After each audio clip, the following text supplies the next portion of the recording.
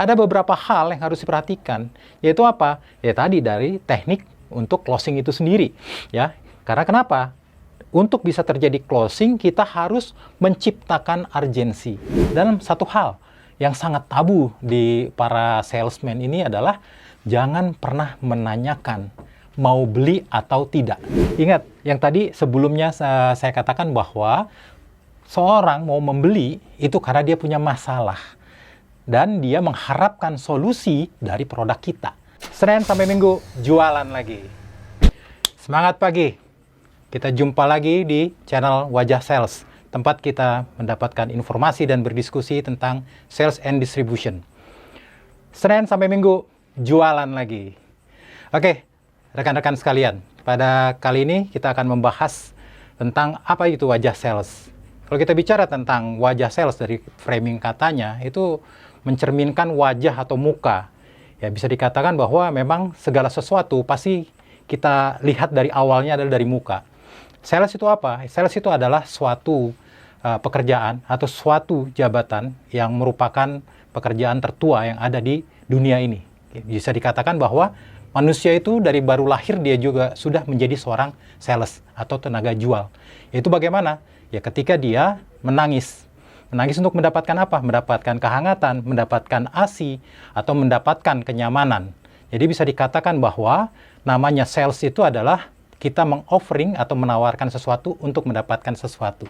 Jadi rekan-rekan, di channel ini jangan ragu untuk bisa berdiskusi, untuk join, bergabung dengan kita. Kita akan bahas mengenai sales itu sendiri secara luas dengan channel dari Wajah Sales itu sendiri. Oke, kita akan mulai. Kita bicara tentang sales. Ya, dalam kehidupan sehari-hari, kita bisa lihat bahwa semua orang itu menjual. Makanya tadi tagline kita, Senin sampai Minggu, jualan lagi. Ya, karena kita tidak ada jedanya untuk berjualan. Baik itu secara profesi, atau secara pergaulan, atau hal-hal lain yang pasti berkaitan dengan sales. Nah, kalau kita bicara tentang sales itu sendiri, pasti ujung-ujungnya adalah kalau seorang sales itu harus closing.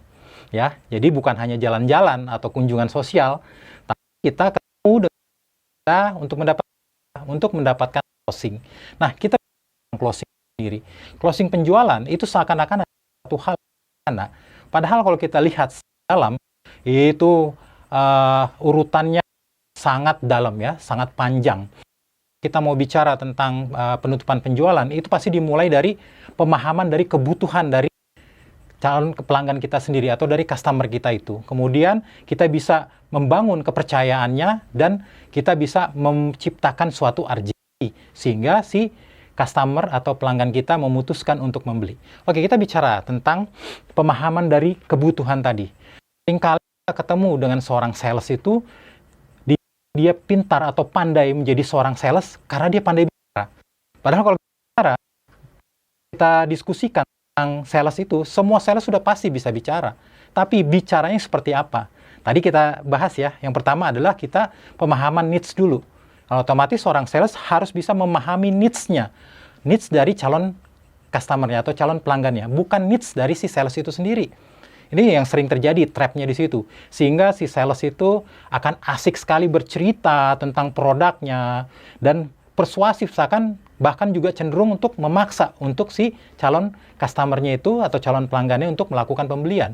Padahal kalau kita bicara secara teoritisnya bahwa seseorang itu melakukan transaksi penjualan atau dia mau membeli karena dia mempunyai masalah. Itu apa? Masalahnya bisa memenuhi dari needs atau kebutuhan itu dia sendiri. Kebutuhannya dia sendiri itu sendiri. Oke, jadi bagaimana caranya kita bisa memahami kebutuhan dari customer kita? Ya, kita ada beberapa hal. Dari pertama, dari kita ada prospectingnya, kita paham tentang calon customer kita, ya, kemudian dari latar belakang sosialnya, secara ekonominya, dan hal-hal lain. Semakin banyak data yang kita dapatkan dari calon pelanggan kita, itu semakin baik. Ya, setelah itu kita akan ketemu dengan calon pelanggan dan biasanya kita mulai dengan cold call atau kita mungkin janji ketemu. Nah, dari janji ketemu itu sudah dimulai tuh. Dimulai kita untuk bisa mengarahkan ke closing sebenarnya. Ya, setelah janji ketemu, kan kalau ada iklan yang mengatakan ini nggak perlu saya sebutkan produknya, bahwa pertemuan pertama begitu menggoda, selanjutnya terserah Anda. Nah, sama juga dengan sales. Bagaimana seorang calon customer mau membeli kalau dia tidak tergoda? Ya, dalam artian tergoda adalah dia menyukai dari produknya tersebut dengan bawaan dari si salesman itu sendiri. Nah, ketika ketemu seorang salesman yang baik, dia harus mempergunakan teknik bertanya dan seni mengarahkan. Ya, untuk teknik bertanya dan seni mengarahkan ada di modul kita yang lain, kita akan bicara mengenai hal tersebut lebih detail. Tapi intinya adalah dengan teknik bertanya dan seni mengarahkan, kita untuk menggali mendapatkan needs atau kebutuhan dari calon customer kita itu.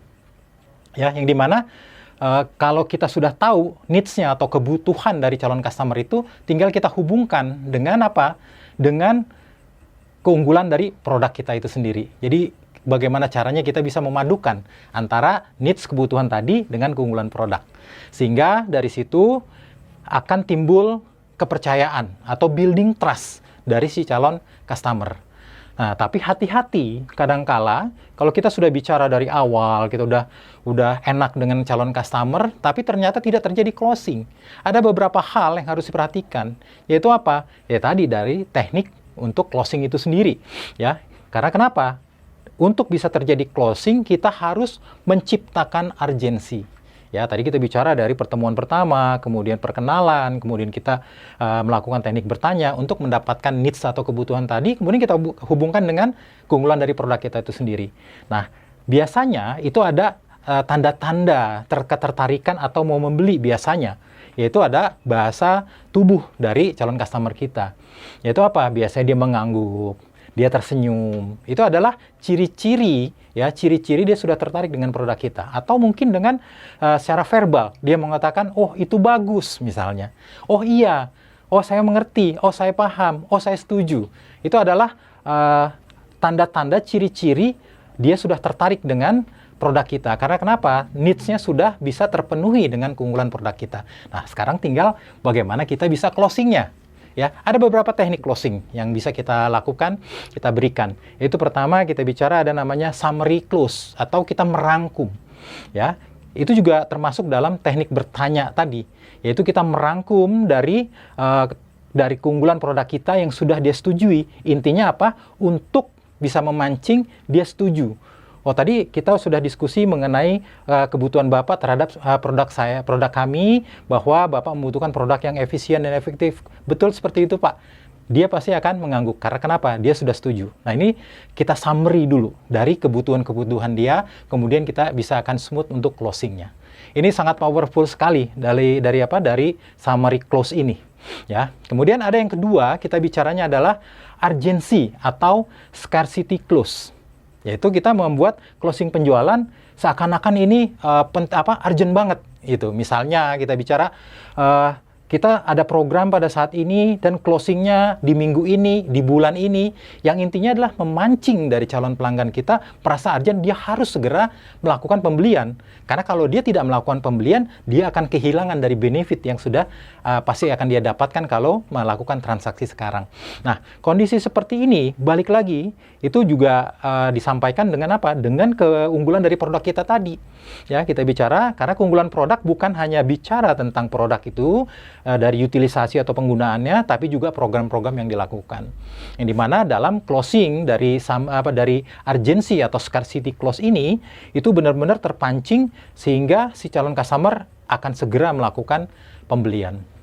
Oke, kemudian yang ketiga, kita bicara adalah assumptive clause. Assumptive clause ini sebenarnya bisa tergabung dari komunikasi yang sudah dilakukan.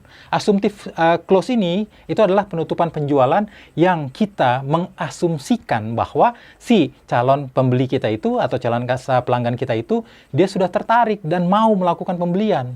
Ya, caranya seperti apa ya? Kita langsung tawarkan saja. Gitu, asumtif. Oke, Bapak, untuk produk ini ya, untuk produk ini Bapak mau dikirimnya kemana? Ya, jadi kita langsung seakan-akan dia mengasumsikan sudah setuju.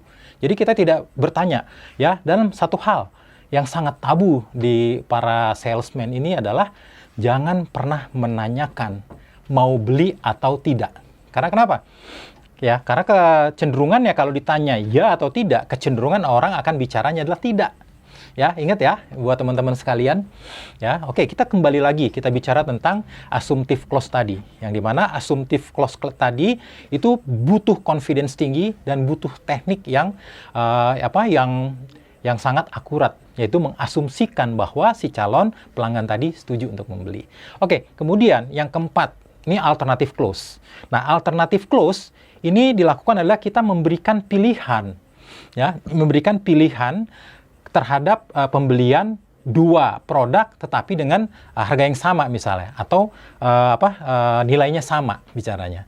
Ya, kalau saya sih sering menggunakan ini ketika anak saya kecil, ya, di mana bapak-bapak, ibu, teman-teman semua, rekan-rekan sekalian pasti tahu namanya anak kecil kalau disuruh makan kan sulit. Ya, kita tanya mau makan apa enggak? Jawabannya iya, betul, nggak mau makan, seperti itu. Nah, biasanya waktu itu saya sering tawarkan, oke, mau makannya, mau di ruang makan atau di ruang tamu. Ya, kita menawarkan seperti itu, alternatif. Ya, karena waktu itu, karena secara psikologis manusia, dia kalau tadi yang saya bilang bahwa jangan bilang iya atau tidak, cenderungannya tidak. Tapi kalau kita kasih alternatif, dia akan pilih salah satu dan bagi kita tidak masalah. Karena kenapa? Nilainya sama. Yang penting dia makan. Tidak kita tanyakan waktu itu kepada anak saya, mau makan atau tidak. Tapi tanya, mau makannya di mana? Kita juga pakai assumptive clause bahwa dia mau makan. Ya, sehingga dia tinggal memilih mau di mana. Nah, kalau dalam penjualan, kita bisa bilangnya adalah, oke, mau belinya produk A atau produk B. Atau produk A 10, produk B 5. Karena tadi kita nilai secara nilainya tadi sama ya. Atau kadang juga kita bisa kasih pilihan, oke Pak, untuk produk ini Bapak mau dikirimnya ke rumah atau ke kantor? Mau ke gudang atau ke kantor? Mau dikirimnya Senin atau Selasa? Mau dikirimnya pagi atau sore?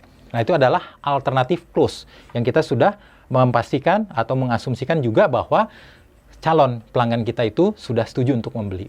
Oke, kemudian yang nomor 5 adalah puppy dog clause.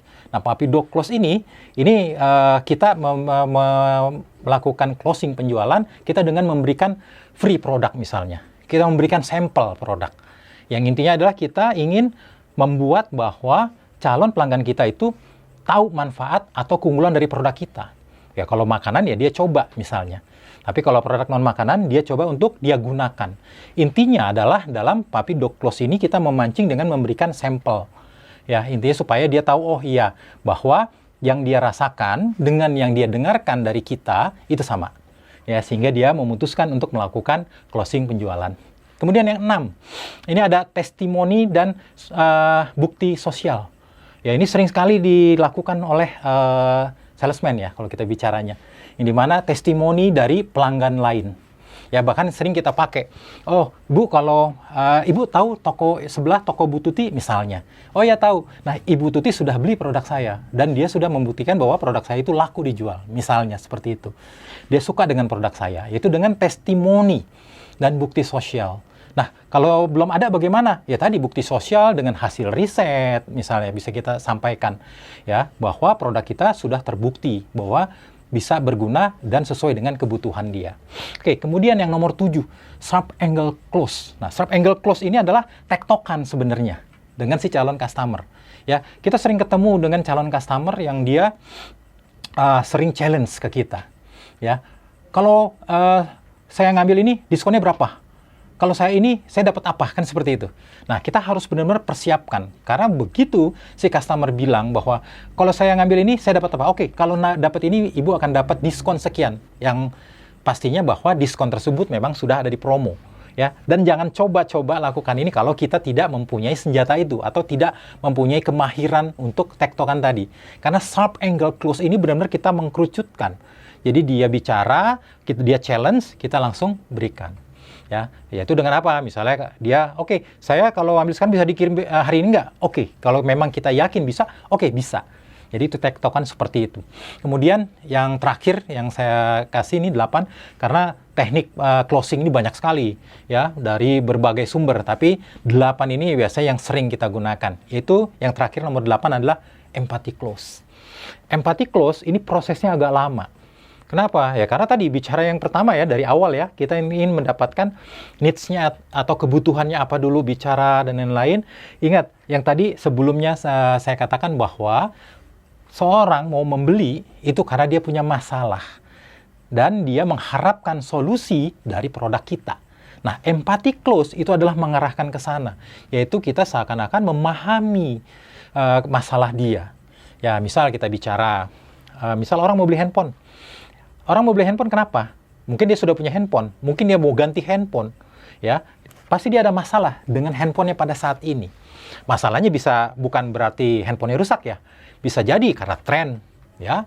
Kemudian bisa jadi karena dia ingin mengupgrade mungkin baterainya atau mungkin dari fitur-fitur dari handphone itu sendiri.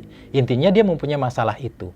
Sehingga ketika dia ditawarkan ya dengan benefit dari produk yang kita punya tadi, misalnya kita jual handphone tadi, otomatis itu akan memenuhi dari keinginan dia atau memenuhi bisa menyelesaikan masalah dia. Ya, kita gunakan empati. Oh, saya paham sekali. Itu adalah satu kata yang sangat powerful.